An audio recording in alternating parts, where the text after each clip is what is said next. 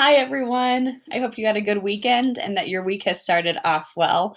Um, this video today is actually one that you will be able to use through this whole week, as I'm going to go through how to actually do step 6 of Think Circa, which is to write your full essay. And I'm also going to do kind of a quick reminder of all of the different parts of an argumentative essay, which should feel pretty familiar based off of the writing we already did with the literary analysis with Willy Wonka and the Chocolate Factory. Okay.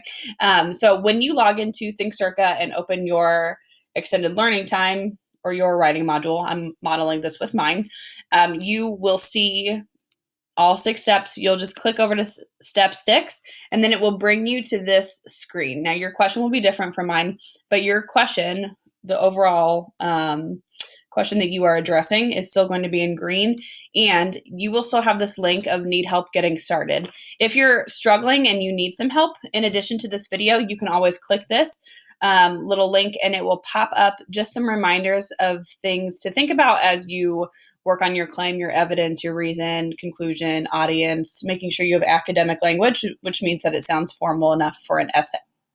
When you are actually ready to write, you will click in this box and anything you type in this box will save. So let's say you want to get a paragraph done today. You can write your paragraph here and then go back to your dashboard. And then when you come back to your paragraph, it will still be there tomorrow. Okay. I recommend also when you are doing step 6 that you click over here to the text. That will let you see the text again. And then also you can literally go back to your work. You can go back to any highlights. And also you can revisit step 5 where you have already outlined your claim, your reasons, your evidence, your counter argument, if you put that in, all of that stuff. That's actually going to be really helpful for step 6. So let's dive into what actually goes into an argumentative essay. Again, should feel pretty familiar based on literary analysis.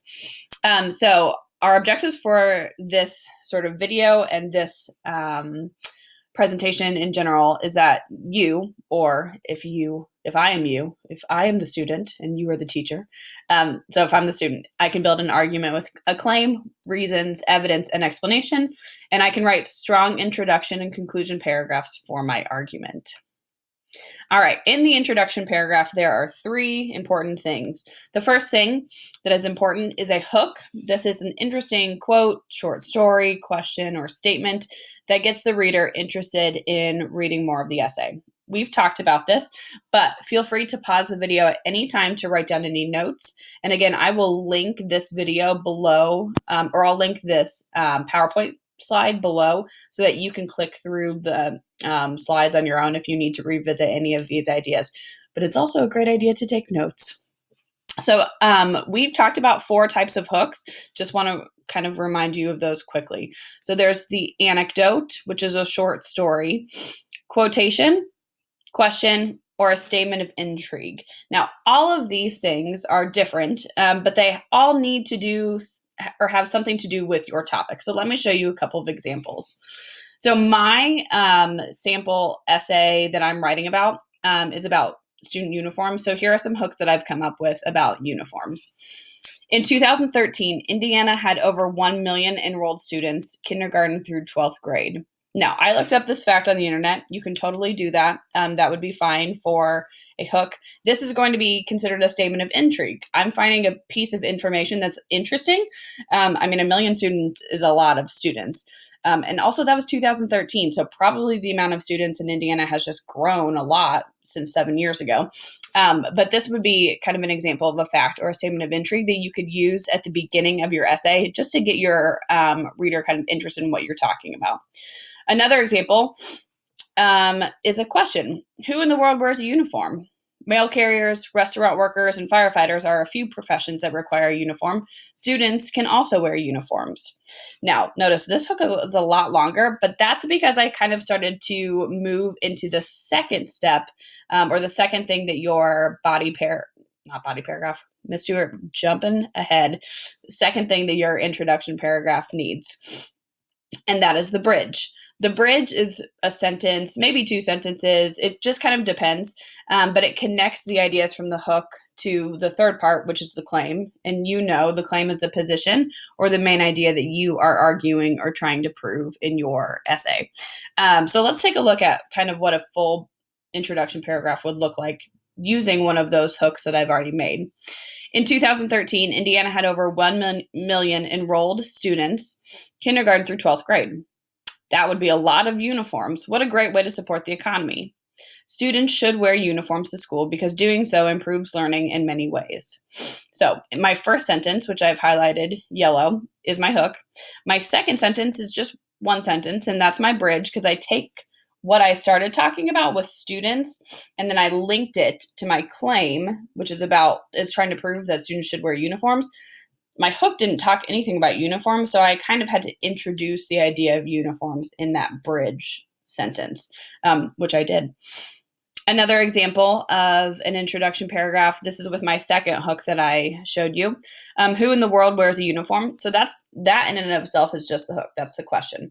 Then what I already had, mail carriers, restaurant workers, and firefighters are a few professions that require a uniform. Students can also wear a uniform. That's my bridge. And then I move into my claim, which is the same claim because I'm still trying to prove that students should wear uniforms. Okay, so if that's where you want to stop today and you just want to go back to Think Circa, type out your introduction paragraph with a hook, a bridge, and your claim, you can do that. But if you are ready to move on and get into the actual meat, the good stuff of your essay, then keep watching because this video is going to cover all of it. Now, you know that after your introduction paragraph, you need to have 3 body paragraphs. In an argumentative essay, each body paragraph should be one reason to support the claim. So you should only talk about one idea in each body paragraph. So you should have 3 reasons, and therefore you should have 3 body paragraphs. Now, I'm going to jump back really quickly because if you did step 5, like I suggested, you already have 1, 2, 3 reasons. So you already have your 3 body paragraphs, and if you already did the evidence and the reasoning, which is your explanation, then you're set. You've literally written your body paragraphs already, and now you can just take what you wrote, copy and paste it all into a little paragraph in step 6, and you'll be done. But let me show you kind of what I came up with for my body paragraphs. So body paragraphs should have 3 things. They should have a topic sentence that introduces the specific idea or the reason that the body paragraph is going to focus on. It should have your evidence, which are quotes and ideas from the text to support your reason. And then it should have your explanation, your own thinking that tells how the quote proves your reason and your claim. Now, if you've got 2 pieces of evidence, then you should also have 2 explanations. This is just like RACE and RACE. Here's a sample body paragraph that I came up with. My topic sentence is in the first color, my evidence is in the second color, and then my thinking or my explanation is in the third color. One way that uniforms support student learning is reducing distractions. So I took one thing that I thought was good about student uniforms and I put it in here. So that's what this whole body paragraph is going to focus on. Now I move into my evidence. According to the article, Yes to Uniforms, A Student's View, the author states, when students don't worry about being harassed or threatened because of their clothes, they can focus more on academic achievement. I pulled that right from the text, and then I just also made sure to mention where I got it because this is my first body paragraph, so I need to make sure it's clear where my evidence is coming from. The last step of this paragraph is to show my thinking. This evidence shows that students sometimes argue about things that they have or that other people have. So if students wear uniforms, they won't argue or feel threatened by other students' clothing and can then give more of their attention to their work. I realize that my head's probably cutting off just the bottom of the screen, but when you click the link to this presentation, my head will no longer be in the way if you need to see the whole paragraph. But truly, I just copied and pasted. I made sure to add in where I got the evidence from, what the title of the source was. But everything else, I just copied and pasted from my step 5 work because this is my first reason. This was my first evidence. And then this was my reasoning, which is what they call it, or my explanation that explains how this quote proves my reason and supports my claim. Okay. So you're going to want to have 3 sample, or not sample, your essay is going to be real. You're going to want to have 3 body paragraphs, each covering a different reason. Okay. And then last but not least, your conclusion paragraph also has 3 parts. So interesting. The introduction had 3 parts.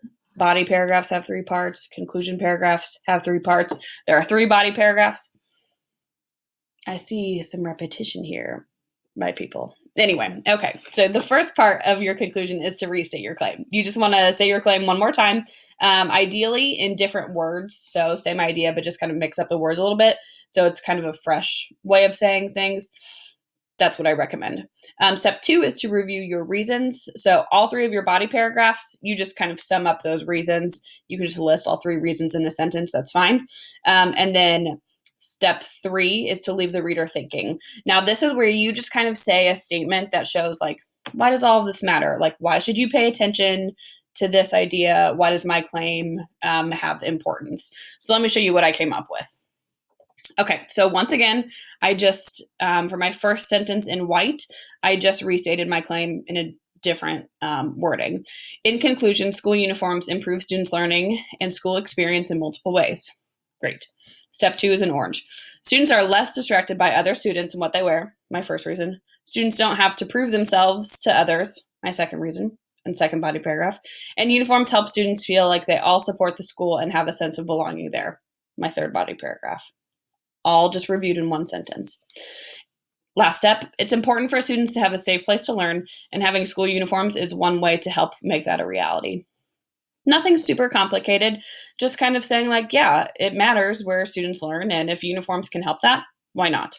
Just kind of throwing it out there, showing why all of this matters, why it's important, okay? So in summation, that goes through your intro, your body, your conclusion paragraphs, and the 3 steps for each of those, the things that you need. Now, hopping back one more time to Think Circa, I really suggest that you use your step 5. And if you rush through step 5, I really think it's worth spending some time going through and actually creating your claim, your reason, your evidence. I'll link that video below this one too, just so you can watch me go through step 5 if you did not get to do that the first time.